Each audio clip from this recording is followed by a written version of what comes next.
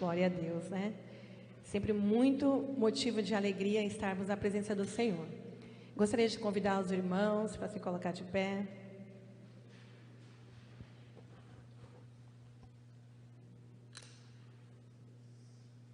Convido os irmãos a abrir as suas Bíblias no livro de Isaías, no capítulo 28.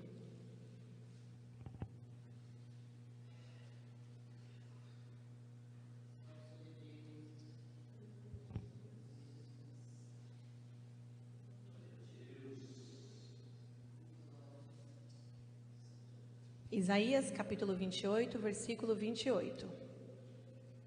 Não, versículo 26. Amém? Isaías, capítulo 28, versículo 26. Amém? Diz assim: o seu Deus o ensina e o instrui acerca do que há de fazer. O seu Deus o ensina e o instrui acerca do que há de fazer. Amém?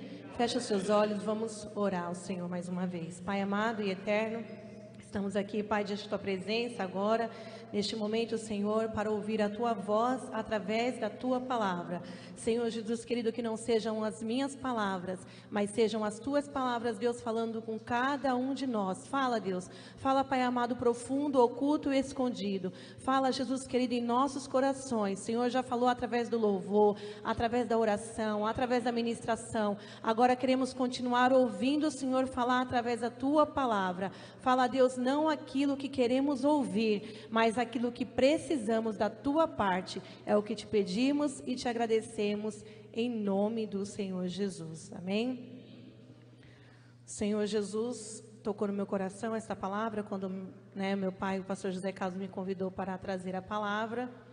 E eu falei para ele, vou orar ao Senhor, Deus vai preparar o dia, Que ele tinha me chamado vários dias, eu falei, Deus vai preparar o dia, Deus vai preparar o dia. E Deus preparou o dia, Estava pedindo a Deus uma palavra e Deus preparou o dia de hoje.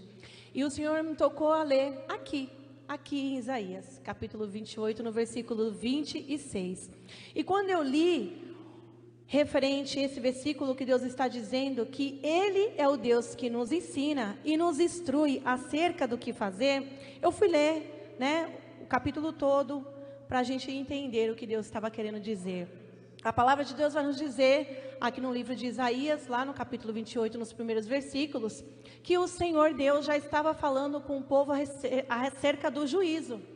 O Senhor Deus já tinha usado seus profetas para falar acerca de tudo aquilo que havia de acontecer. Deus sempre estava usando seus profetas. Deus sempre levantava um ou outro profeta para falar. Olha, que o fim ele vem, para falar que as promessas de Deus haveriam de ser cumpridas, para pedir para que o povo se convertesse, que se arrependesse. E aqui o Senhor estava falando novamente, mas a palavra de Deus, eu lendo, me levou a entender que o Senhor estava se dirigindo agora ao seu povo. Deus, ele falava ali claramente para aqueles que não eram servos de Deus, para aqueles que estavam ali, que eram ímpios, mas Deus também queria falar para o povo dele. A Bíblia fala que Deus queria falar para o seu povo. Deus falava agora para o povo de Efraim. No livro, meus amados irmãos, do capítulo 28 mesmo, nós vamos ler aqui Isaías, que Deus ele fala agora para Efraim, olha, o juízo, ele vem, ele vai chegar, ele não vai demorar, ele vai acontecer, você acreditando ou não, você querendo ou não, ele vai acontecer. E quando o Senhor ele fala para o povo dele, é porque a palavra de Deus vai nos dizer no capítulo 28, que ali haviam profetas e haviam ali servos de Deus, haviam ali homens de Deus, que estavam se embriagando com o vinho. A palavra de Deus vai nos dizer que este povo agora, eles se voltavam para os desejos da sua carne. Eles queriam satisfazer a sua vontade carnal. Havia em seu coração, a Bíblia vai nos dizer que havia no seu coração uma arrogância, havia no seu coração soberba, havia no seu coração rebeldia. Eles queriam satisfazer a vontade da carne, eles queriam se embriagar com o vinho, porque afinal de contas, todos nós sabemos, e cientificamente isso é comprovado, que o vinho ele nos dá, né, não nos dá no modo de falar, dá à pessoa um certo prazer. Então, quando a pessoa ela vai lá e se embriaga, quando a pessoa ela vai lá e bebe o vinho, a cerveja, alguma bebida alcoólica, ela tem aquela sensação de alegria, ela tem aquela sensação de gozo, ela está feliz porque ela está bebendo ali, mas ela não entende, meus amados irmãos, que além de matar a sua alma, ela está matando a sua carne, ou além de matar a sua carne, ela também está matando a sua alma. E a palavra de Deus vai nos dizer que eles estavam fazendo isso, eles estavam se embriagando com o vinho. E o Senhor estava falando, e o Senhor estava falando a respeito do juízo, e o Senhor estava falando, e o Senhor estava falando, e eles não estavam querendo dar ouvidos, eles viravam as costas para o Senhor. E quando eu li aqui, meus amados irmãos, eu quero ler juntamente com os irmãos no versículo 7, que diz assim, no capítulo 28 mesmo, versículo 7. Ele diz assim: mas também estes erram por causa do vinho, e com a bebida forte se desencaminham. Até o sacerdote e o profeta erram por causa da bebida forte. São absorvidos do vinho, desencaminham-se por causa da bebida forte, andam errados na visão e tropeçam no juízo. O coração deles estava totalmente voltado para fazer a vontade da sua carne. E quando nós olhamos para a palavra de Deus, você pode dizer, mas Daniele, nos dias de hoje eu não vejo, né? Embora muitas igrejas permitem a bebida alcoólica, mas nos dias de hoje, eu não vejo nenhum crente na igreja caindo de bêbado, ou em cima de um altar, ou do meu lado ali com hálito de bebida. Mas Daniele, essa palavra está falando, mas eu não vejo ninguém embriagado dentro da igreja. E quando nós olhamos, meus amados irmãos, para a palavra de Deus, se nós nos colocarmos com este pensamento, a gente pode até dizer que realmente hoje em dia é difícil você ver tal coisa acontecer. Mas se nós olharmos para a palavra de Deus, vamos perceber que muitos estão profanando o nome de Deus de uma outra maneira. Muitos continuam com seu coração rebelde, muitos continuam fazendo o desejo da sua carne. Talvez, meus amados irmãos, nos dias de hoje, nós não nos colocamos a ver pessoas que estão embriagadas com vinho, mas talvez nos dias de hoje nós conseguimos enxergar pessoas que estão gananciosas por dinheiro. Hoje, com o mundo da internet, com tanta coisa acontecendo, a gente pode ver que as pessoas, elas o quê? Elas zombam da palavra de Deus, elas escarnecem o nome de Deus. Quantos, meus amados irmãos, de nós nunca ouvimos alguém falar: desde quando eu nasci que eu vejo dizer que Jesus vai voltar, Jesus vai voltar. Jesus vai voltar nada. Meus avós já diziam, minha mãe já dizia, meus pais já diziam, mas Jesus vai voltar, Ele não vai voltar nunca. Isso, quando nós olhamos para a palavra de Deus, a gente vê que isso é uma zombaria. A palavra de Deus vai nos dizer que este povo, eles zombavam acerca do juízo. Eles zombavam acerca de tudo aquilo que Deus tinha usado os seus profetas para falar. Talvez hoje, meus amados irmãos, não vemos pessoas embriagadas com vinho, mas pessoas que zombam da palavra de Deus, até mesmo dentro da igreja. Talvez não vemos pessoas embriagadas com vinho, mas vemos pessoas gananciosas, soberbas, onde acham que o seu tesouro é o que manda. Deus usou aqui o Alan para falar. Talvez, meus amados irmãos, não encontramos pessoas embriagadas com vinho, mas encontramos pessoas com coração duro e soberbo, como diz a palavra de Deus. Quando olhamos para a palavra de Deus, nós vamos ver novamente que o juízo ele vem, e ele vem, e ele vem. A palavra de Deus vai nos dizer, meus amados irmãos, que agora este povo com seu coração duro, Deus falando ali com eles, e Deus chega a dizer assim para eles: olha, eu quero ler no versículo 15 o que eles dizem para Deus. Porquanto dizeis, fizemos concerto com a morte e com o inferno fizemos aliança. Quando passar o dilúvio do açoite, não chegará a nós, porque pusemos a mentira por nosso refúgio e debaixo da falsidade nos escondemos. Quantos de nós ouvimos as pessoas dizerem isso?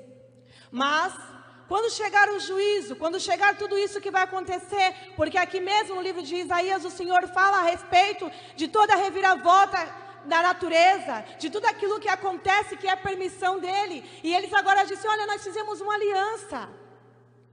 E nós sabemos o quão precioso esse nome é, aliança, concerto. O Senhor falou aqui a semana passada, Deus usou meu pai para falar sobre a aliança, sobre aquilo que a gente faz com o próximo e principalmente para com Deus. Então este povo agora está declarando com a sua boca, eles dizem, olha, nós fizemos uma aliança. A nossa aliança ela está feita com a morte. A nossa aliança ela está feita com o inferno. Nada disso vai acontecer. Mas se vier a acontecer, nós vamos dar um jeito. Nós vamos conseguir fugir. A palavra de Deus vai nos dizer que este povo, eles tinham, aqui de Efraim, eles tinham aliados. Eles tinham pessoas a qual eles achavam que podia confiar. Eles tinham, meus amados irmãos, ali uma aliança. Sabe quando você faz uma aliança com alguém, você fala, se eu passar por uma dificuldade, eu tenho certeza que tal pessoa não vai me deixar. Nós fizemos uma aliança. E nós vemos aqui, volta a falar quanto é importante essa aliança. E eles se confiavam, se baseavam neste concerto, nessa aliança que eles tinham feito com os outros povos. Então eles diziam assim, olha, quando vier a acontecer tudo isso, não vai nos pegar. Não vai acontecer nada conosco. Porque nós vamos pedir socorro àqueles que nós temos aliança. Nós vamos pedir socorro àqueles que nós temos um compromisso. É debaixo da falsidade, é debaixo da mentira, é debaixo do engano, é debaixo de tudo aquilo, meus amados irmãos, que eles estavam falando em seu coração. Nós vamos conseguir se escapar. Mas nós sabemos que das mãos de Deus ninguém se escapa. E quando eu olhei assim para a palavra de Deus aqui, e o Senhor vai falar também no livro de Oséias a respeito de Efraim, e eu fiquei, Senhor Jesus, como o Senhor é bom, como o Senhor é bom. E talvez a gente lendo aqui e fala, nossa Daniela, mas como o Senhor é bom com a palavra tão dura. É, meus amados irmãos, é porque somente o Senhor que pode nos corrigir. É somente o Senhor que pode nos dizer a verdade. Nós somos feitos, meus amados irmãos, e nós somos muito sensíveis. E por causa da nossa sensibilidade, nós estamos sempre prontos a ouvir aquilo que nós queremos. Nós estamos sempre prontos a ouvir aquilo que massageia o nosso ego. Talvez aquele povo queria que a palavra fosse diferente, fosse, olha, vocês se embriagaram, mas se vocês não estão na igreja, tudo bem. Olha, vocês estão se embriagando com vinho, mas se vocês não são profetas, não são sacerdotes, tudo bem. Vocês estão acabando com sua vida, mas se você não se diz ser cristão, pode beber, pode se embriagar, que tudo bem. Eles queriam ouvir isso, mas a palavra de Deus era não, não vos embriagueis com vinho. E a palavra de Deus vai nos dizer que o vinho ele traz contenda, ele traz confusão, ele traz uma falsa ilusão, ele traz uma falsa alegria. Oh, meus amados irmãos, outrora todos nós éramos do mundo. Nós participávamos de coisas do mundo. Talvez você vai dizer, Daniela, eu nunca bebi, eu nunca fumei, eu nem sei do que você está falando. Mas você também procurava preencher o vazio que tinha na sua vida. De alguma forma você procurava. Porque uns procuram na bebida, outros procuram em outros tipos de vício, outros procuram, meus amados irmãos, em alguma religião. Mas sempre estão procurando conhecer a Jesus Cristo. E o Senhor, Ele é misericordioso, porque Ele diz agora aqui para este povo, olha, no versículo 16, portanto, assim diz o Senhor Jeová, eis que eu assentei em Sião uma pedra já provada, pedra preciosa de esquina, que está bem firme e fundada, aquele que crê não se apresse. Deus está dizendo agora para aquele povo de Efraim, olha, eu sei de tudo isso que está acontecendo com vocês, eu sei que vocês estão procurando preencher ainda este vazio, eu sei que vocês ainda estão zombando de tudo aquilo que eu estou falando, mas Deus traz esperança para este povo somos nós, igreja, este povo somos nós, era o povo de Efraim e ainda é o povo dos dias de hoje. Talvez você pode olhar e dizer assim: Daniele, realmente eu estou perdida mesmo, realmente eu estou confusa, realmente eu estou aqui, mas eu estou talvez em um ministério, ou então talvez eu estou seguindo um líder, ou então talvez eu estou seguindo uma pessoa, ou então eu estou seguindo um caminho, e eu realmente estou perdida como o povo de Efraim. Meus amados irmãos, tem uma esperança. A palavra de Deus vai dizer agora para este povo: há uma pedra, esta pedra angular que vai vir trazendo esperança. Eles não sabiam ainda que esta pedra era Jesus Cristo, mas nós já sabemos. Jesus Cristo que veio para salvar. Jesus, ele diz em sua palavra: eu sou o caminho, a verdade e a vida. Meus amados irmãos, que o povo precisava entender é que mesmo, meus amados irmãos, em meio a toda aquela zombaria, mesmo em meio a todo aquele coração duro, mesmo em meio, meus amados irmãos, toda aquela rebeldia, Deus continua sendo misericordioso. E a palavra de Deus vai nos dizer que o quê? As misericórdias dele se renovam dia após dia. Talvez, meus amados irmãos, nós olhamos para nós mesmos e dizemos assim: não dá mais. Não dá mais. Eu já pequei tudo que eu tinha que pecar. Eu já falei tudo que eu tinha para falar. Eu realmente sou essa pessoa. Eu sou essa pessoa que zombou. Eu sou essa pessoa de coração duro. Eu sou essa pessoa que não acreditou em Deus. Eu sou essa pessoa que não acreditava no que falavam. Eu sou aquela pessoa que, quando os profetas falavam, eu zombava. Não tem mais esperança para mim. Deus, ele não vai me perdoar. E o Senhor está dizendo através da sua palavra que sim, há esperança. Deus está dizendo através da sua palavra: eu edifiquei uma pedra em Sião. Aleluia, eu edifiquei essa pedra. Aleluia, Deus está falando que essa pedra, ela está bem firme. Essa pedra, ela foi fundada. E aquele que crê nessa pedra, de maneira nenhuma, ele fica sem salvação. Quem crê nessa pedra que é o Senhor Jesus Cristo, de maneira nenhuma, ele fica para trás. Quando nós olhamos aqui para a palavra do Senhor, aqui mesmo no capítulo 28, e no versículo 26 que nós lemos, agora eu entendi, depois de ler todo o contexto, por que Deus estava dizendo: eu sou o Deus que ensina, eu instruo acerca do que há de fazer. Porque o Senhor tocou no meu coração fortemente. Está cheio de gente que não sabe o que fazer.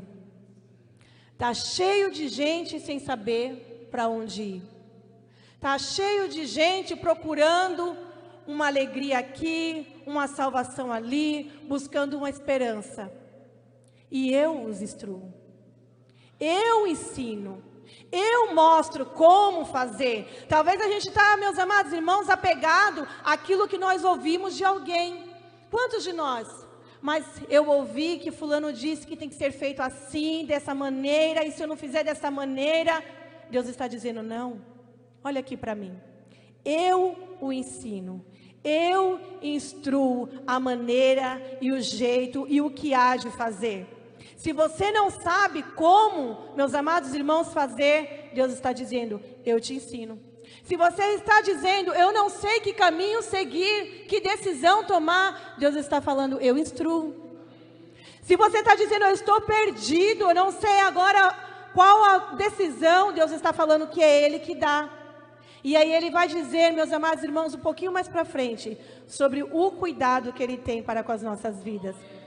A palavra de Deus vai nos dizer assim, ó, no versículo 27, porque a evilhaca não se trilha com instrumento de trilhar, nem sobre os cominhos passa a roda de carro, mas com uma vara se sacode a evilhaca, e os cominhos com um pau. O trigo é esmiuçado, mas não se trilha continuamente, nem se esmiuça com as rodas do seu carro, nem se quebra com os seus cavalos.